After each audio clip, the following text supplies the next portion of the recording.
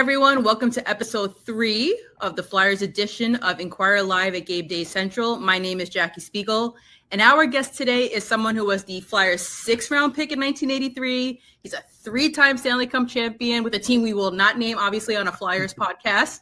A member of the Flyers Hall of Fame, and now in a full circle moment, he is the 25th head coach of the Flyers. Rick Tocchet, thank you so much for joining us. No problem. It's a pleasure to be here.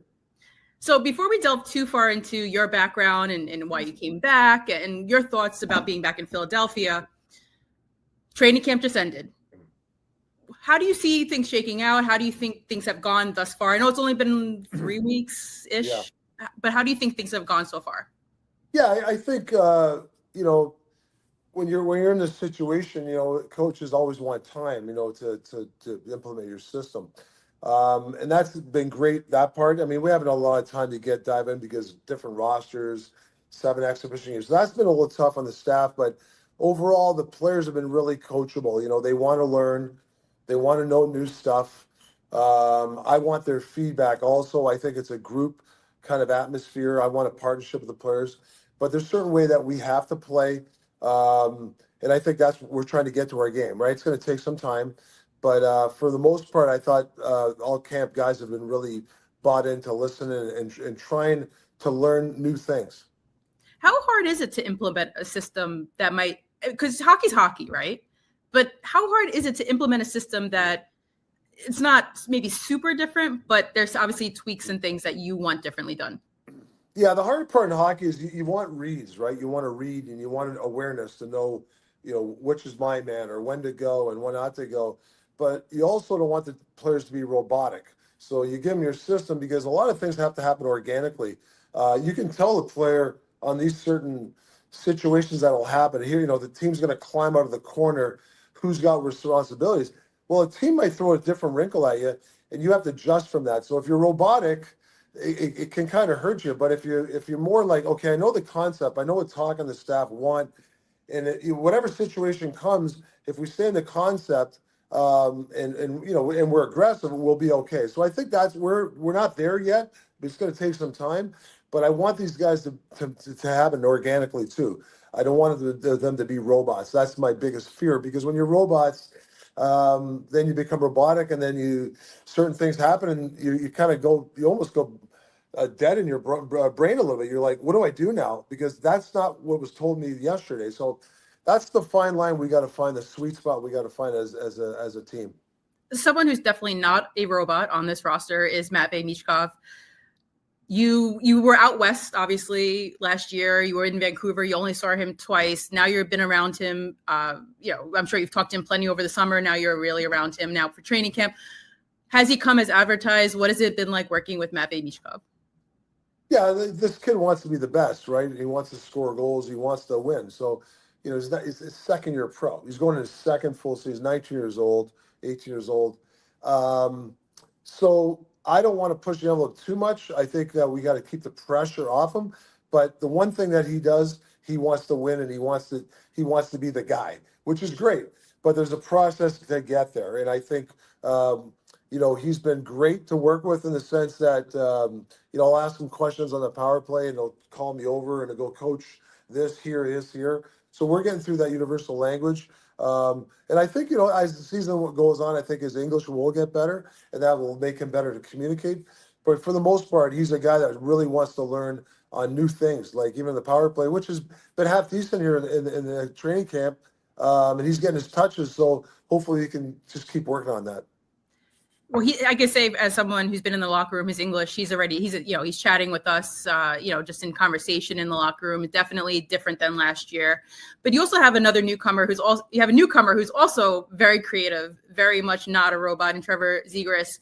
He's making a shift now from wing to center, which is what he considers his natural position.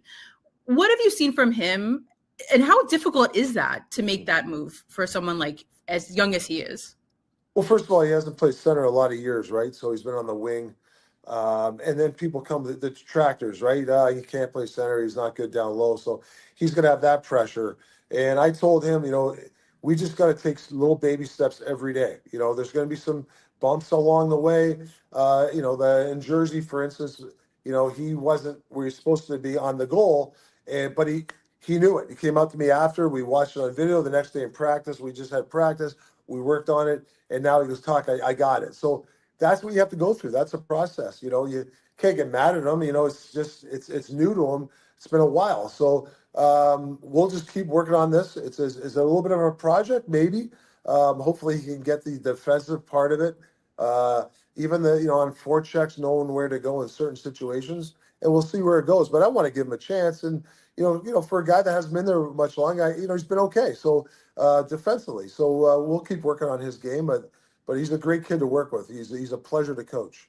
That seems like a very common thing I've heard about you is your communication. When I talked to Wes Walls, who was one of your assistants in Tampa, I talked to Tony Granato, who you worked with in Colorado, I believe it was. Communication is very critical to you. Open door policy, is that fair to say? Yeah, I was definitely. I mean, coaching is a 24/7. That's my job. It's not always about Jackie X's and O's. A lot of it is, but a lot of it's also the communication of a player. Players are human too. They have bad days. They have families. They have things that happen outside the rink, and you got to be there for them when it comes to that. It's not always about the end result of you got to be here and you got to play better. Players get that, and sometimes they're going to need the speech. You got to give them the speech. Hey, you're not. I haven't seen you play hard enough, or you're giving the puck away too much. They're going to get it. That's just that's the business we're in. But I think there's more to it. You got to kind of understand, why is the guy not playing well? Why does he have no energy? There might be some underlying lines that I have to find out for him that maybe I could help him. It seems, that's always something what players really want, is that open communication and that knowledge of what needs to maybe be done differently, what needs to be tweaked in their game. Maybe you're sitting them. Why are you sitting them? It seems something very important in Philadelphia. So there's no denying, Sean Couturier has spoken openly about his relationship with John Tortorella. He obviously has spoken a little bit about your relationship. He said he spoke opening day of training camp. He said he spoke more with you in the past 3 months that he did with Tortorella in 2 years, kind of thing. What has your relationship been like with Sean Couturier, who is obviously the captain of the Flyers? Yeah, listen, obviously he wants to have a better year. And the circumstances, that's in the past. I wasn't there, so I can't relive the situation. All I know is I have to get to know Sean on a personal level. He's my captain, and he's a guy that wants to, have a better year than last year, right? And he wants to win. He wants the team to get to a next level. So for me, the communication has to be there with me and him. Whether we agree or disagree on the moment, we'll both have a better understanding where we're at. That's the way I deal with players. And I think it's important that he gets a fresh start, like anybody. I'm sure there's players that had issues with me in the past that, they go somewhere else, they get a fresh start. Maybe it works out for them. It's the business we're in. But I know Sean Coots is a guy that really wants to, like I said, better his game and play a better team game for himself, for the team. So, listen, the guy won a Selke trophy in the past. The guy's, he's been a really good hockey player for a lot of years. And he's at the point where, he's got a lot of hockey left. And we're in a situation where we're trying to get the team to another level. So, I think it works for both situations for both of us. So you took the job, you were hired in May. Why do you think you're the guy to carry the Flyers now forward as they kind of work through the rebuild, maybe start to make a little bit of a turn with the rebuild? Why are you the guy to kind of move everything forward? Yeah, it's a great question. When you have opportunities, you look at all the different opportunities. There's quite a few opportunities that I could have taken, but I looked at Keith Jones, I looked at Danny Beer, the relationships I've had with them in the past. They're good people, right? Then you want to look at, hey, what's the plan? They told me a lot about Dan Hilferty of letting them start this process, so that helps. So I sat down the plan with them, and I liked it. Got some really good players here.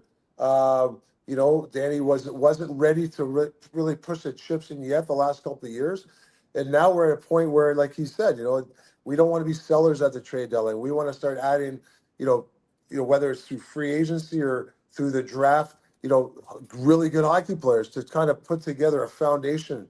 You're putting these young guys foundation after foundation of pieces. We know what areas that we have to attack and what weaknesses. But you have a good draft. You get Nesbitt. You get Martone. I saw Nesbitt in training camp for the last 2-3 weeks. I can't wait to see this guy in 2 years. I mean, with his frame, the way he thinks the game, he didn't even look out of place, even playing against some NHL guys. And Martone, a very uh, tough, sticky player, could score inside. He's a hockey player. He played for you can just tell he's a hockey player. So those are two cornerstone guys that can we develop them? Then Oliver Bonk, another defenseman, Gill, these guys are up and coming guys. So can we, in the next year or two, get these guys a lot with the young core we got, hit on a couple of free agents, all of a sudden, hey, this team's got a chance to compete every year in the playoffs, not just one and done. I think that's what Danny and Jonesy really said. We can go and get all these people and try to make the playoffs, but are we better for the next year, or do we just want to make it sustainable by adding this foundational pieces? So I kind of bought into that plan. I'm sure you saw Porter Martone actually scored his first college goal for Michigan State recently. So obviously, it's very bright future for him with the organization. When you sit down and look at your roster and you look at you're very set in your systems, right? We talk about the box N1. Actually, can you explain maybe for people, for fans, like what exactly is a box N1? Because that term comes up quite a bit. Yeah, so it's really like, if you look around the league, some teams play man on man. So wherever that man goes, and that's your guy, you follow him all over the ice. That's what they do. There's some teams that play just a full-on swarm. So as soon as the puck's in the corner, everybody swarms it. And then if the puck comes out of a swarm, same thing, man on man. And I'm more of a hybrid. If the puck goes low to high on a pass, then it becomes man on man. But when people skate it out of the corner, then we call it, it's almost like a zone defense, like in football. There's a little bit of switching. Like I don't want my defense to be up by the blue line all the time, chasing people. So we'll switch off with the centerman. I always feel having 2D in front of your net is the best way. That's not saying you can't win the other way, because there's some teams that play different style that won the Stanley Cup.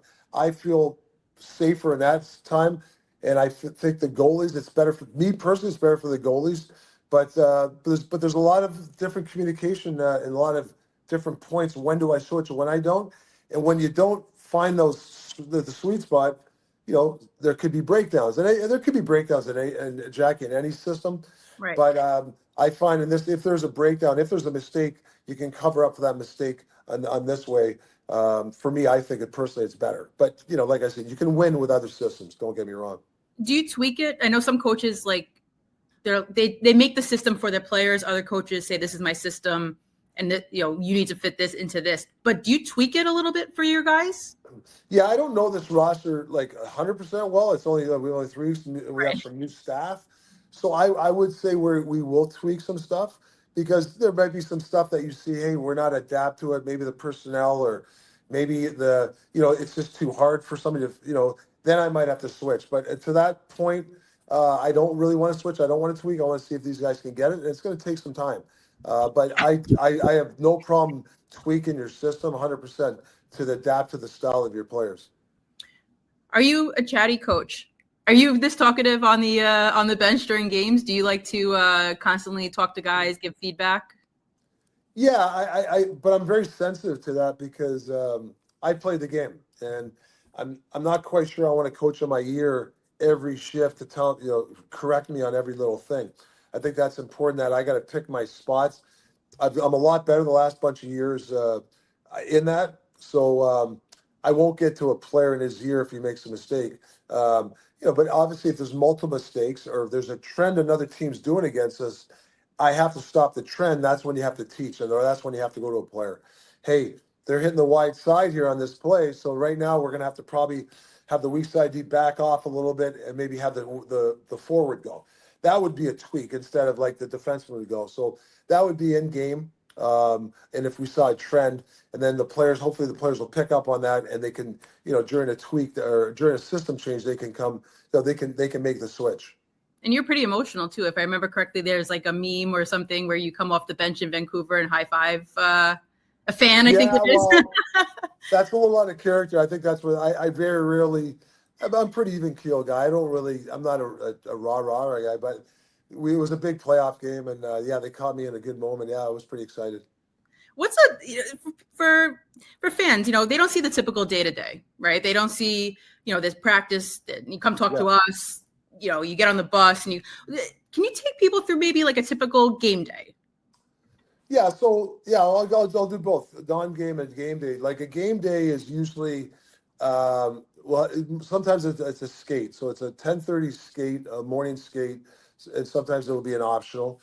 And what you do is you have a meeting. Say if it's a 10:30 skate, you'll have a 9:45 meeting, and that meeting will be either a little bit of the pre-scout. Say we're playing Edmonton, and you have obviously McDavid and Draisaitl. So we might give them some stuff that, hey, they like to do this. How do we counteract that? Then we'll do some power play and for the day. So I don't overload them. Guys will go on the ice. They'll go have their lunch. They get their nap, and then they'll come to the rink. Then we'll have a full-on pre-scout. Hey, Edmonton likes to do this in their D zone. They're 1-2-2 in the neutral zone, and I might have another point on the system, a couple of face-off plays that they like. Then we'll do penalty killing, right? And Right. then that's it for the meetings for the day, and then we'll go play. You got to be careful, Jackie. You don't give them too much information because there's nothing worse than going to a game where the guy's overloaded with stuff and then you don't react. All you're doing now is you're looking around and trying to find reads instead of reacting and then making the reads off the reaction. On a non-game day is more like more teaching. So, for instance, today I'll give you an example. We had a practice at 11:30. At 10:45, we had a team meeting, and I went through our D zone and the responsibilities for our F3, which is our third forward in the play. I felt it's been a little bit, we've been a little bit too aggressive, and that's why we're getting odd man rushes. So I'll do a review, explain to players what we're doing.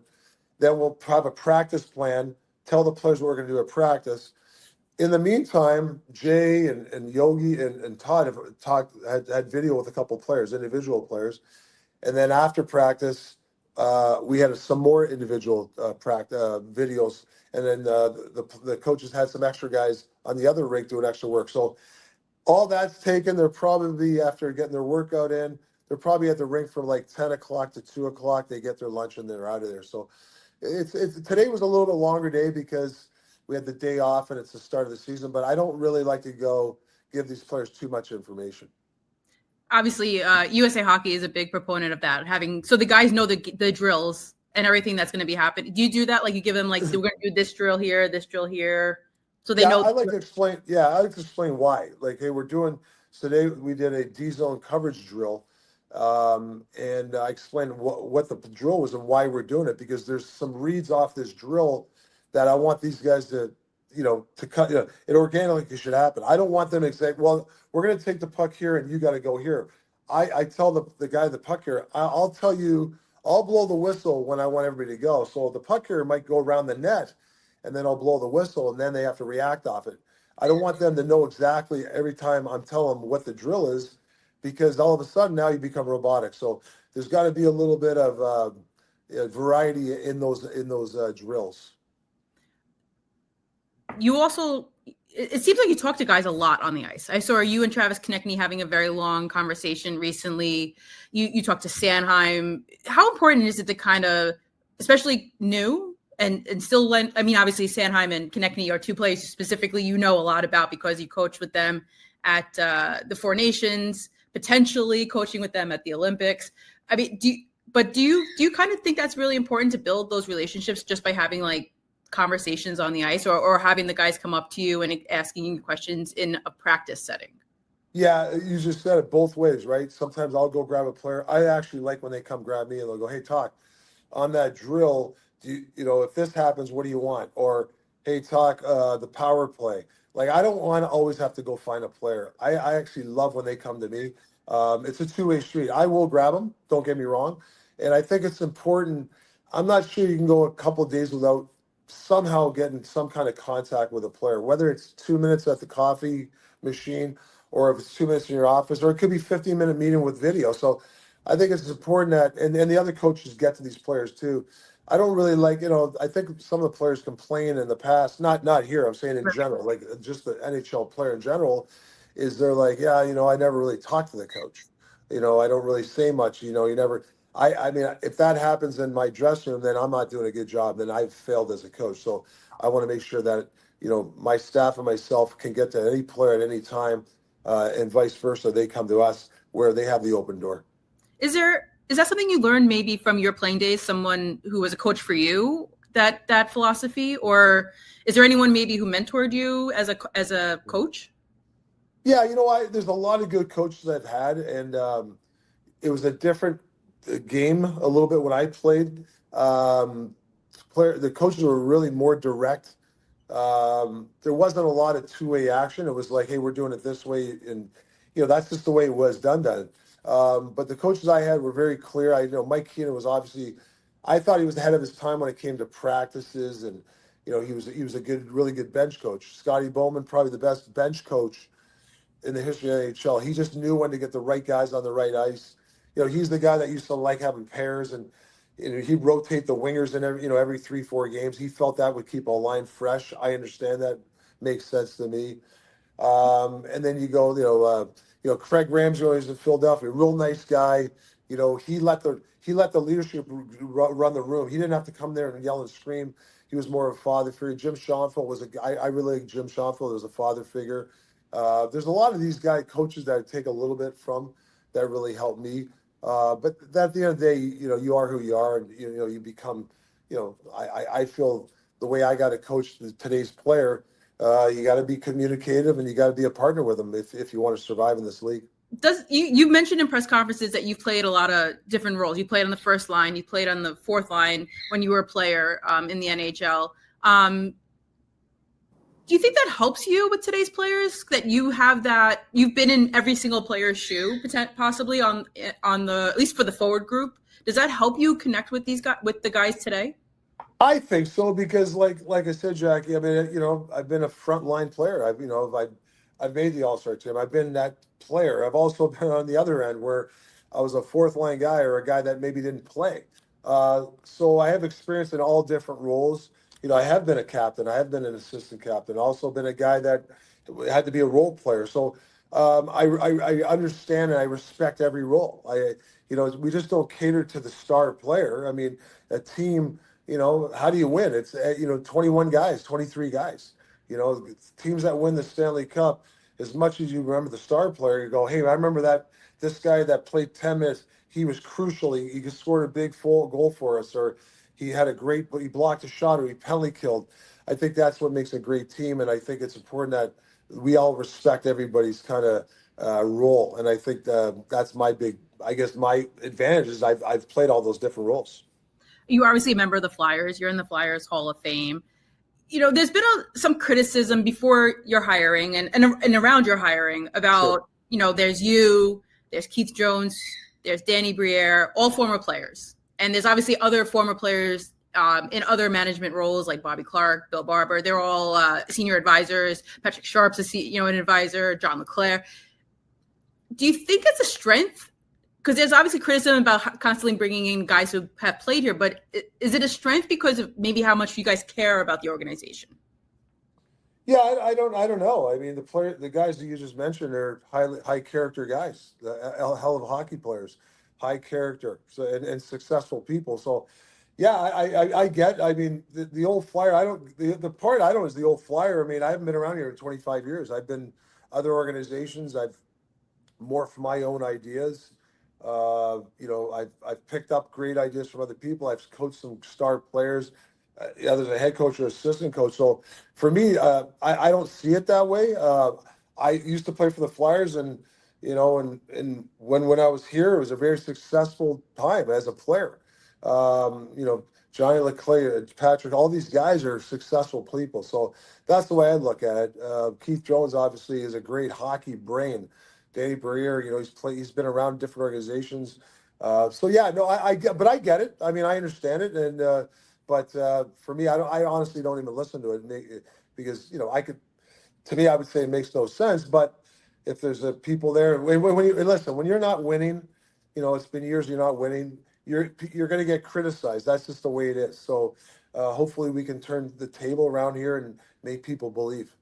You talk about the crest a lot, and you talk about the logo, the Flyers logo and how important it is.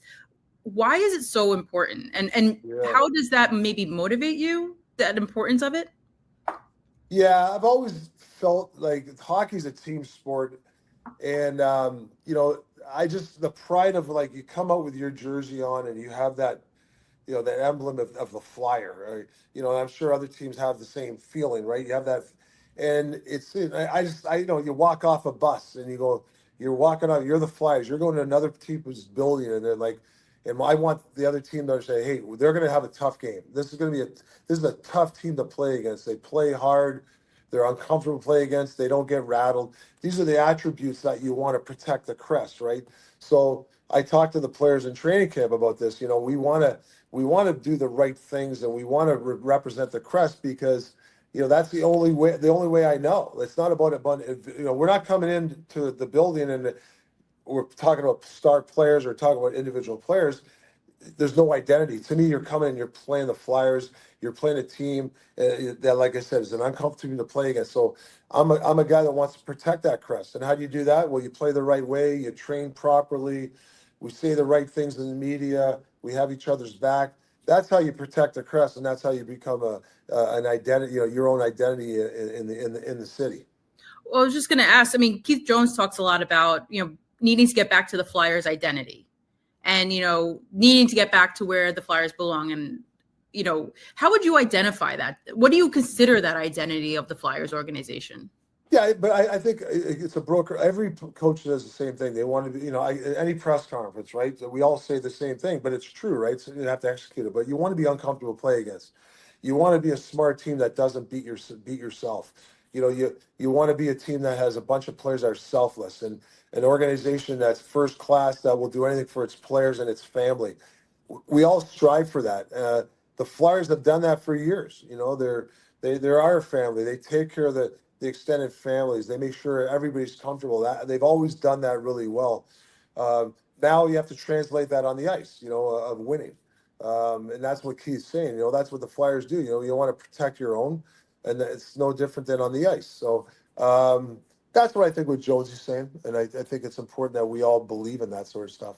You mentioned family and taking care of families and just I know that there's been a lot of talk. I've only been here personally. I've only been in Philadelphia for 2.5 years, but there's been talk about returning to kind of the Snyder way of doing things with Ed Snyder. You obviously played when Ed Snyder was still alive. What was it like dealing with Ed Snyder? And did you feel like there was that family atmosphere when he was the owner of the team? Yeah, he was a terrific owner. Like, he's one of my favorites of all time. You never want to let him down. I remember Mr. Snyder would walk in most games. He'd come in after the game to shake hands, win or lose. And if you were a guy that I remember shaking his hand, and I'm like, man, I didn't play well, and if we lost and I didn't play well, I felt bad shaking his hand. It's almost like I let him down. But he never said anything. Hey, he didn't say, "Talk, you played bad." He never gave me crap, but I felt it, right? So I think if you look at Keith Jones and Dan Hilferty, who's the president, and then obviously Brian Robbins, the owner, unbelievable. Like, I've only been here 3 minutes. The support, the direction, they're not trying to fast track everything. They go whatever you need. So right there, that's a family to me. They're not. There's no demands. They're just saying, be yourself, implement what you're doing. Danny, implement what you're doing, and Jonesy. And we're here to support you. And that's what Dan's message to me. He's been great to work with. And that's, I guess, Mr. Snyder, that's what he used to do. It's the same thing here as what they're trying to do. And I think they have done the last couple of years. Every time I talk to a player, and even players I've heard that got traded out of here, they're upset they're getting traded because they love it here. So obviously the Flyers are doing something right. Well, actually, Eric Johnson, who's here for, I think it was exactly a year, trade deadline to trade deadline. He mentioned today, he had a press conference today, he announced his retirement recently, and he said he has a good relationship with Danny Briere. So there's a chance Eric Johnson could be back in the fold in some respect. You were obviously a very beloved player when you were here. Why do you think fans are so drawn to you during your playing days? And is there any pressure on you now because of that connection that the fans had to you from back then? Yeah, there's always pressure. When you're going to be in the hot seat, there's always pressure. And if you're prepared, and you work hard and you're diligent, you're ready for the pressure, right? If you're not prepared and you don't know what's coming your way and you fail, then it's on you. But I feel, my job, I'm always prepared and I'll work. You work your ass off. Hopefully the results will happen. And that's what I did as a player. You work hard. You maximize your talents. I wasn't the greatest skater. I didn't have the greatest shot and the great whatever, but I was a hockey player, right? And I just came to the rink every day. And if they said, my job was if we had to do 5 laps, I would do 7. If they told me go shoot 30 pucks, I'd shoot 100. Like I'd always go on beyond because that's who I am. And that's maybe that's why. And protecting teammates. And if somebody was taking advantage of us, whether me or some of the guys, we protect each other. And I think that, the Philly fans like that, right? It's a gritty town. It's a passionate town. You go to the Eagle games, you go to the Phillies games. I mean, I've never, the turnouts are incredible. The passion of the fans. I mean, if you work hard in this city, they'll like you. I mean, if you win, if you work hard and you win, they'll love you. So, I tell players, you want to play in Philadelphia, if you have a great work ethic, you'll probably get on the right side of the fans. Well, what would that mean to you then? You have the Eagles just won the Super Bowl. The Phillies are a couple years ago won a World Series. They're in the playoffs now. I mean, what would it mean to you to be able to turn this around to maybe even deliver a Stanley Cup back to Philadelphia?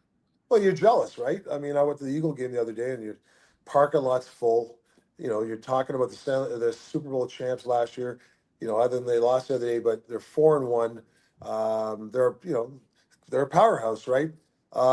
You're jealous, right? You're like, I want to be that. We want to become them, and that helps us because it's a city of winners, a city of champions, right? And you want to be part of that. The Flyers did that years ago, very successful in this city. Same thing. I remember, being part of it in 2000. I was near the end of my career. We went to the Eastern Conference Finals. We lost in Game 7, but just the buzz that whole April and May, going to a game and you go downtown for dinner the night before a game and just seeing the people and the buzz, the Flyer hats and stuff. So, yeah, we have a long way to go. We know where we're going, but it's really nice to watch the Eagles and the Phillies be successful, what they've gone through. What is your greatest memory of as a player being in Philadelphia? Yeah, for me, there's a bunch of them, but I think in '87, going to 7 games against an Edmonton team that was, on paper, one of the best teams ever. And we had a bunch of injuries, and we took them to 70 games. And it was basically 2-1 hockey game when they scored an empty net goal. So we gave them all they could handle, and I think that's what a lot of like older people in my age, even a little bit younger me, resonate from that team because they knew that team worked and they knew that team maximized every part of their energy and their talent to get where they did, and we almost pulled it off. I think that's why a lot of these older fans, like I remember '87, I loved '87 because of that. So they felt we left it on the ice, which we did. So I think when you leave it on the ice and you maximize your talent, I think the fans can accept the results that happen at the end. I mean, people do say that, Rick Tocchet was a true Flyer. That kind of is said around town. I mean, what does that mean to you when you hear something like that? Well, it makes me proud. I mean, there's a lot of guys in that category that I can name them. It's half an hour of people here that are true Flyers, right? They'll do anything for the crest, and they'll work. They'll do anything to work for the crest, and I think the community too part is. I think it's important. I think players resonate. I remember the A's in '90s and 2000. Playing baseball games against the Cops, and there would be 5,000 people watching the stands or charity events. Even around, I've only been here 2-3 months. The guys are going around town doing charity events. I think it's important that you're in the community. You're at the Sick Children's Hospital. I know the Flyers do a bunch of stuff there. Other organizations, the same thing around the city. I think that's really important for the community and get everybody together.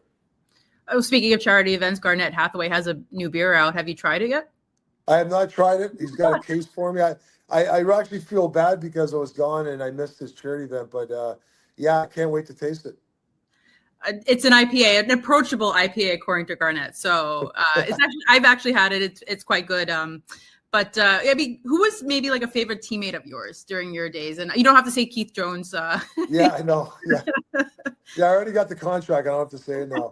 Well, I have a bunch of guys, and it's hard for me to narrow. I could name so many guys, but or especially early influential guys. Like when you're in 18, 19, you're very influenced by your peers and your leaders. Brad McCrimmon and Mark Howe, dearly love those guys because they taught me the game. They taught me, how to respect the game and respect the crest. Dave Poulin, another guy, same guy. Brad Marsh, the runs the alumni here. Those type of guys morphed us. Then you get into when I got older, the Merrill Lemieux, the Wayne Gretzky's. I mean, to play with them, to see what they do go through every day, to see them play under pressure and handle the pressure. Where the whole world's on on their back and they have to perform. To see how great guys they are.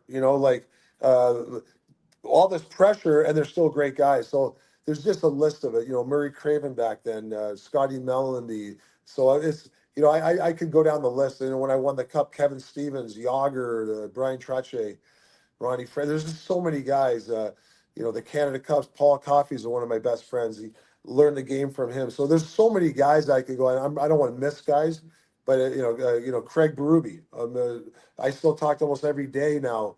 We share ideas, even though now we're in the same kind of the East. We don't share as much, but when I was in the West, we talk a lot, right? He's a guy that's a very close friend of mine. So there's a lot of people. Yeah, I remember when you and I had a one-on-one in Vancouver when you were with the Canucks coach, and you mentioned your roundtable, and you said Berube's part of that, Keith Jones is part of that. Everything's changed now, though. So do you need to go get a new roundtable of people? Yeah. Because I mean, you're competing. You're going to be seeing Craig Berube here. He comes to Philadelphia at the beginning of November. Yeah. No. I talked to Travis Greencray. He's another guy I talked to quite a bit. But I got an extended family. I when I got picked up at Four Nations as an assistant coach, and now for the Olympic team as a coach for Canada, assistant coach. Got John Cooper. I've known John even before that. Great guy, great resource. Pete DeBoer, got to know him through Four Nations. Great guy, knowledgeable. Bruce Cassidy, Stanley Cup winning coach, very successful. So I'm very lucky, and then all those GMs there to be able, at the Four to pick their brain. So really lucky to be in that circle of people and pick their knowledge. So you mentioned guys like John Cooper. You mentioned you worked with Wayne Gretzky. You've worked with Mike Sullivan. You've worked with all these very high level coaches. Stanley Cup champions. Do you take pieces of what you learned from them and now incorporate them into your coaching too? Yeah, I think it's really important. I think it's, you pick each other's brain. You talk about, it could be talk about, hey, how do you deal with a high level superstar player? Or how do you deal with if this happens in practice? Or what do you feel when a team does this man on man? What do you think a defensive movement on the blue line should be? So what you do is you give you hammer different ideas. And then sometimes something will hit you. What they say or what you say to them, it'll hit for them. So it's actually kind of therapeutic in a sense that you're just kind of bouncing ideas and something. All of a sudden, one day you wake up and go, "Oh, I think I got it." We want to off a change. I want to go to this system off a change because of this, because somebody said something, or because it just hit. It activated my brain to be more creative. So yeah, it's important to have that, and I'm lucky I have a lot of people I can pick their brains. So I don't think people realize how tight the coaching group is in terms of that. Like, do you text guys like after games even, or do you have like I always joke there's like a Slack channel for GMs. Is there a Slack channel for coaches kind of thing where they all drop ideas and things? Because I mean, you're competing against each other. It has to be a little interesting. Yeah, I know what you're saying, Jack. Yeah, there's I shouldn't say a lot of guys. There's some guys I text, and I'm not afraid to ask. Yeah, but there's nothing. We're not compromising each other's wins and losses because of it. Nobody's telling me the inner secrets of how their secret sauce per se, but they will share ideas, and they're not afraid. And I think we're in a business. There's only 32 of us. It's a very volatile business. You could be, guys get fired after 2 years, 1 year. Guys that have gone to the Final Four got people who got fired. So there's different reasons why. So we're in a business that you always root for everybody. Obviously, you don't want to root for everybody because I'll be out of a job. But I think it's important that there is a support factor, and there's certain guys you just gravitate towards more too. Also. Well, you do have a 5-year deal, so there, but the joke, not the joke, it's not a joke, but the saying is, get hired to get fired and as a head coach, but you do have 5-year deal. What are you hoping to see from this team? Let's say from this moment to, let's say, the end of that contract.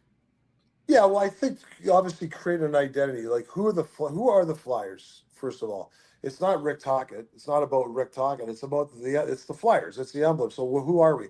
Obviously, I have to be part of the solution for us to be successful. I have to do my part, but I think it's important that we have some time. I mean, obviously, getting a 5-year deal was important to me because I think they realize it's going to take some time here, so that helps me align where we're going with this. Bring in guys, assistant coaches that are going to execute the plan. And the same thing with Jonesy and Danny, that we're on the same page, so that helps too, right? I think they're in the same 5-year deal with me, so there is some time for us to really kind of get the foundational pieces. It's a slogan, brick by brick, right? You can't put the roof off unless you have the foundation, right? You can't have the pretty roof or the pretty windows and all the bells and whistles if you don't have that foundation. And that's what we got to do. We got to build that foundation so it withstands, hurricanes, and it stands wind and rain and sleet, all the bad stuff that can hit a house. If you can handle all that stuff and still standing, you got a good foundation. So I think that's why, it's important that for me to get the 5-year deal, but also to be involved in this whole process. To go back again, does it help? Does it help you that you have a history here, right? You have Marco Sturm in Boston, right? He's dealt with the Bruins and he knows the Bruins organization. There's other coaches that, have been with the organization. I mean, does that really help in a way? Because you talk about the brick by brick, you talk about the crest, you talk about, it's a blue collar town and what the identity is in this city. Does that really help? Sure it helps. Yeah, it helps. I know the city. Even though I've been gone, I know the city very well. I know the fans, what they want, how passionate they are. So does it help me? Yeah, I think it does. The people that I've known in the past that are still here, that helps because, your relationship's there, that it's always had a relationship with that person. So I think it helps. I'm not saying I get a distinct advantage of a guy that came in fresh. That's not my point. My point is I do know the city and the organization, so that does help. I claim of you with your flowing hair and the Flyers jersey, but what would you say as Rick Tocchet today to that 18-year-old kid who just got drafted by the Flyers? Yeah, it's a good question. Good question because I'd probably give him the same speech. You're coming to a great city. If you supply a great work ethic, and you're a community guy, the fans will love you. If you're around the city and you just look at the players over the years, just not the Flyer fans, but fans in general, who they gravitate, to those players that just give their all to the city, right? And they're city guys. They're around the city a lot. So that's what I'd say to them, and don't take it for granted. Don't take anything for granted because it goes by so quick. I'll be honest with you, Jack, I wish I was in that dressing room Thursday night playing the Panthers as a player. It's great to be a coach, don't get me wrong, but I wish I was in that room. That would be the ultimate, but my time is gone. And I just want those guys to understand, don't take these opening nights for granted. Don't take this season for granted because it can be gone. So that's just my advice to players. Well, let's ask a couple of fun questions. And one question I have actually is a few years ago, I did a story on how coaches stay warm because you're out there for a good amount of time, right by the rink, right by the ice. A couple of coaches have told me, Paul Maurice told me that he likes to wear the sweater vest kind of under his suit. Barry Trotz wears certain shoes when he was a coach. Other guys drink a lot of coffee to stay warm. Do you have a trick to stay warm? Because as much as like the adrenaline's flowing, it gets to a point where the cold starts seeping in. Yeah, it didn't bother me, but the last year or two, I started to wear a white, those undershirts over a dress shirt. That'll help. Um, I've done the sweater vest once in a while, and I don't mind the look. I agree. I know what Torts doesn't wear. I know Torts is bundled up. A lot of guys give it. It is cold, which is good though. It's good for the players because you want the ice to be perfect. Don't worry about the coaches with their dress code or nothing. We can wear a parka just as long as the ice is good. I'm happy, but it is cold. I will tell you that. I don't know if you can wear a parka. I know some coaches weren't happy when when John Tortorella wore the hoodies last year because obviously the team kept winning, so he kept wearing the hoodie. But obviously back in Philadelphia, what's your favorite memory from when you lived in Philadelphia? Not playing necessarily, but maybe being in town, being around the city. Yeah, well, just to me is being able to, when I lived, I lived in Jersey.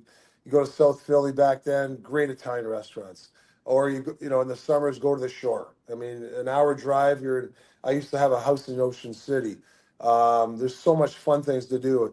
I mean, back then too, we did a lot of baseball games. We'd go to these Springfield, PA, or all these different little small towns around Philly, and we'd have the Flyers would play the Troopers, and you get to the ball diamond and you'd have 5,000, 10,000 people for a ball game, a bunch of us playing baseball in a slow pitch or something. So these are the memories. It was a fun place to be around. Not even when the season ended.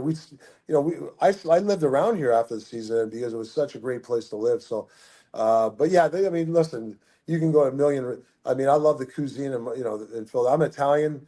My parents are Italian, so I love Italian food. Try to stay off the pasta because I'm trying to lose a little weight. But yeah, to me, the Philly's all about the cheesesteaks and all the fine food that Philly offers. Well, Ralph's is still around, obviously. You play softball or baseball. What position did you play? Sure. Back then, I played shortstop. I was a shortstop. So, where'd you bat in the lineup? Were you the cleanup guy or? I was usually somewhere like 3, 4, or 5. I mean, yeah, I could hit. We used to have bragging rights, guys. Everyone always wants to bat in that area, but we used to have we had a lot of fun. Yeah, so yeah, that was a good time. And then obviously, being in Philadelphia, hoagies are the thing. So do you have a hoagie order? Do you have a Wawa order? What's your go-to? Yeah, White House is good down the shore. I know there's some really good new places that have opened up. Skinny Joey's I guess it's right by the arena there. Yep. I've had one of those the other day. They have the pure ribeye. It was so good. I've been to Wawa in a while. I used to go to Wawa quite a bit when I played here. Before practice, go get a coffee. And then sometimes, you get a turkey sandwich or something. It's really good. Actually, Wawa does good sandwiches. Yeah, I miss Wawa. They used to have they have good coffee there.